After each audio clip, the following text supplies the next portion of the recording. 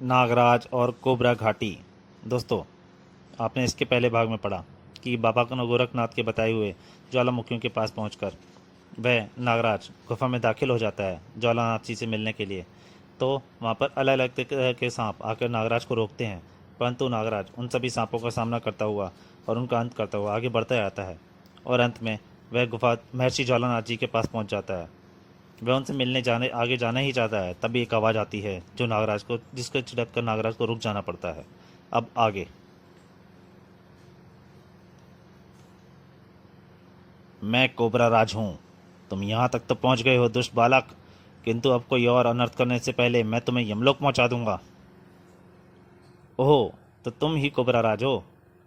देखो, पहले मेरी पूरी बात सुन लो, फिर तुम खुद ही मुझे महर्षि से मिलने दोगे। नहीं, मुझे कुछ नहीं सुनना, बस मरने के लिए तैयार हो जाओ। कहने के साथ ही कोबरा राज ने नागराज पर बहुत सारा विष उगल दिया। नागराज ने एक तरफ हटकर खुद को बचाया। अरे, यह तो कुछ समझता ही नहीं, मुकाबला तो करना ही पड़ेगा। कोबरा राज ने फिर हलाल से हमला किया। उफ, यह विष मेरे लिए घातक हो सकता है।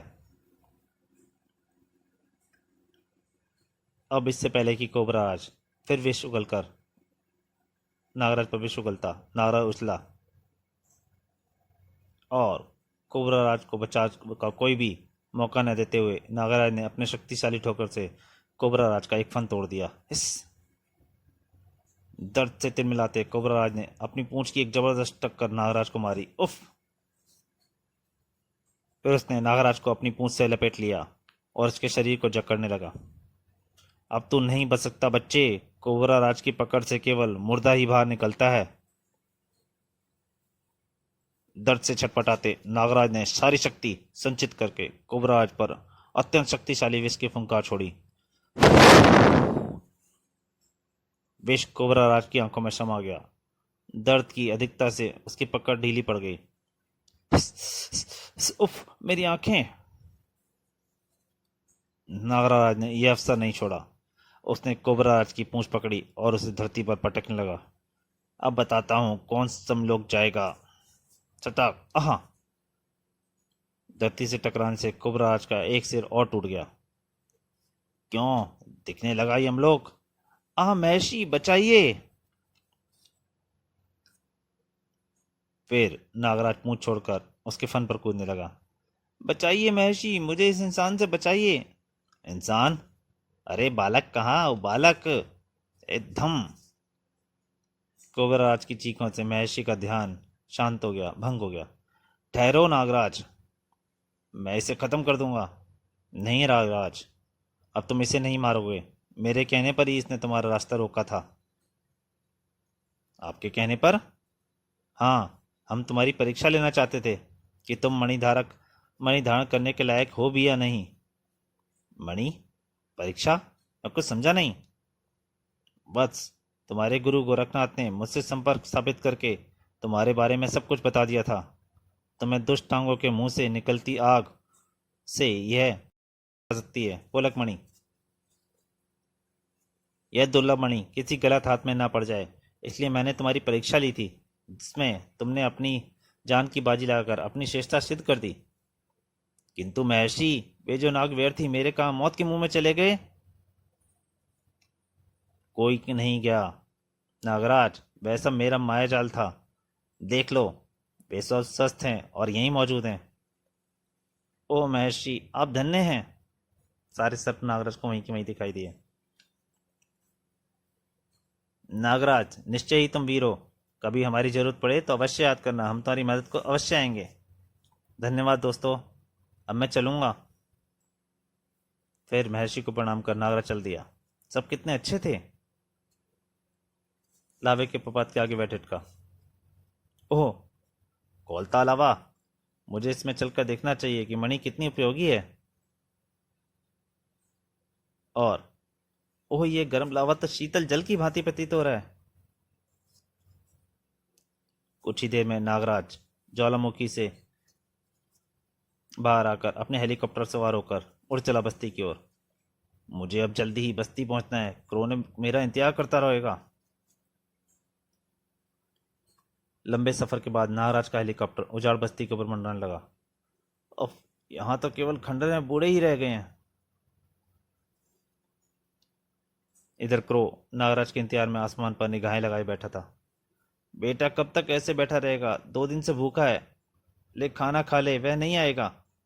वह जरूर आएगा माँ जी, उसे आना ही पड़ेगा, उसने मुझसे वादा किया था। भाड़ में गया वो और उसका वादा, वह टांगों से डर कर भाग गया है। तभी लो वह आ गया माँ, वह आ गया, गरीबों का मसीहा नागराज। नागराज ने हेलीकॉप्टर क्रो के पास उतारा। लो मैं आ गया क्रो, अब टांगो और टमटा की खैर नहीं। हाँ नागराज। क्रो ने फौरन बहुत सी मशालें एकत्रित की।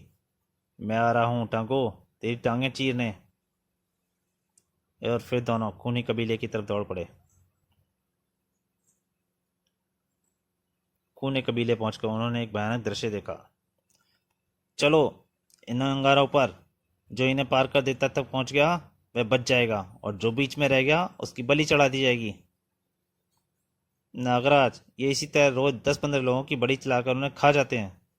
उफ, खूनी खेल।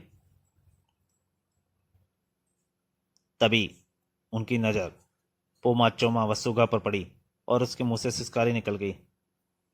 देख लो बेवकूफो, तुम तीनों के कारण इन लोगों का यह अंजाम हुआ, और वह नागराज भाग गया ना गीदड़, मुझसे डर के। नागराज को कुछ न कहे नीच। खटाक। उफ। टांगो सुआ के जवाब से तिलमिला उठा। देखते क्या हो, दौड़ाओ सालों को अंगारों पर। और कोड़े पड़ने शुरू हो गए। भागो। और मजबूर बस्ती वाले जान बचाने के लिए नंगे पांव अंगारों पर दौड़ने लगे। हा हा हा हा। बस्ती वालों की हृदय विदारक चीखों से वातावरण गूंज उठा। तभी सांप। नागराज ने सांप छोड़ दिए थे। सांप। मौका पाकर बस्ती वाले भाग लिए। नागराज आ गया। नागराज और क्रो ने अंदर छलांग लगाई। नागराज आ गया हरामजादो, अब तुम नहीं बचोगे। नागराज ने बस्ती वालों की तरफ बढ़ते हुए जंगलियों पर नाक छोड़े। तुम लोग अपनी और साथियों को छुड़वाओ। बचो, सांप। क्रो ने कबीले की झोंपड़ियों पर मशालों की वर्षा कर दी। झोंपड़ियां धू धू करके जलने लगी। आग, बचाओ बचाओ। कबीले वालों में भगदड़ मच गई। रुक जाओ मूर्खो, कहाँ भाग रहे हो? रुक जाओ, दुश्मन ने हमला बोल दिया है, भागो। उसका फायदा उठाकर नागराज और क्रो सुगा, पोमा और चोमा की तरफ भागे। नागराज ने पोमा को आजाद किया। लो दोस्त, सामना करो दुश्मनों का। धन्यवाद नागराज। क्रो ने पेड़ से उधर से तीर को काट दिया। चोमा नीचे गिरा। उठो दोस्त, जैसे ही भी हो मुकाबला करो। नागराज, हम जरूर जीतेंगे। अगले ही क्षण नागराज ने पलटकर अपनी तरफ बढ़ते एक जंगली को उठा लिया और चाकुओं पर दे मारा। छक। आहा। तभी क्रो ने उसके ऊपर सुगा के बंधन खोल दिया और वह नीचे चाकुओं पड़ी लाश पर आकर गिरा। तीनों का आजाद कर नागराज पलटा ही था, लेकिन धड़ाक। नागराज, अब मैं तुझे जिंदा नहीं छोड़ूंगा। अब तुम मेरा कुछ नहीं बिगाड़ सकते टांगो। दोनों एक दूसरे से बुरी तरह उलझ गए। उफ, इस पर तो आग का कोई असर ही नहीं हो रहा। और टांगो, खड़ा हो, लड़ मुझसे। टांगो ने एक बार फिर नागराज पर आग उगल दी। अब यह नहीं बच सकता। किंतु आग पोलक मणि से टकराकर वापस उलट गई और टांगो अपनी ही आग में गिर गया। आहा, उफ, मैं मरा। और जलने लगा। कुछ देर बाद वहां केवल टांगों की राख ही बची हुई थी। जल मरा पापी। चलो नागराज, हमने सब बस्ती वालों को छुड़ा लिया है। हाँ चलो। कबीले से बाहर आकर सुगा, हम सब अभी टमटा के हेडक्वार्टर धावा बोलेंगे। हाँ नागराज, हम सब बस्ती वाले तुम्हारे साथ हैं। कुछ ही देर बाद बस्ती वालों ने टमटा के हेडक्वार्टर पर हमला बोल दिया। कोई गोरा बचने न पाए, मारो मारो, काटो। बस्ती वाले हेडक्वार्टर में घुस गए और टमटा के सैनिकों से भिड़ गए। धाएं, खचाक। आह। नागराज, पोमा चोमा, क्रो और सुगा मारकाट मचाते हुए अंदर टमटा को ढूंढ रहे थे। बता, टमटा कहाँ है? उधर। इधर जनरल टमटा भी इस बलवे से बेखबर न था। एक आदमी ने मेरा कितना नुकसान कर दिया। उफ, एक बार यहाँ आ जाए तेरा बच नहीं सकता। तभी, आओ, हमें तुम्हारा ही इंतजार था नागराज, मेरा नहीं, अपनी मौत का प्यारे लाल। जनरल टमटा ने बटन दबाया। मौत तो मैं तुम्हें दे रहा हूं बच्चे। घर घर। टमटा ने विशेष सीटी बजाई और पी, चारों गिद्ध बाहर आ गए और पांचों पर झपट पड़े। नागराज, यह तो हमें समूह से ही निकल जाएंगे। ओह, यह क्या? एक गिद्ध ने क्रो को अपनी चोंच से घायल कर दिया। नागराज बचाओ। नागराज ने अपनी तरफ बढ़ते गिद्ध पर नाक छोड़ दिए। सुगा, इनकी आंखों पर चाकू मारो जल्दी। सुगा ने क्रो की तरफ बढ़ते गिद्ध पर चाकू मारा। चोमा ने भी वही तरकीब अपनाई और गिद्ध इधर उधर पंजे मारने लगे। भागो कमरे से बाहर, अब ये किसी को भी नुकसान पहुंचा सकते हैं। गिद्ध किसी को ना पाकर सीटी बजाते टमटा पर ही टूट पड़े। बचाओ। कुछ ही देर में उसे चट कर गए। टमटा के मरते ही लोगों ने बहुमत से शासन की बागडोर सुगा को सौंप दी। नागराज, आज मेरे देशवासी कितने खुश हैं। यह सब तुम्हारे कारण। तुम कुछ दिन और ही रुक जाओ यहाँ। नहीं जनरल सुगा, मुझे बहुत जल्द भारत जाना है। वहां भी कई अत्याचारियों को शासन बदलना होगा। नागराज जिंदाबाद। फिर नागराज उनसे विदा लेकर अपने अगले अभियान पर चल पड़ा।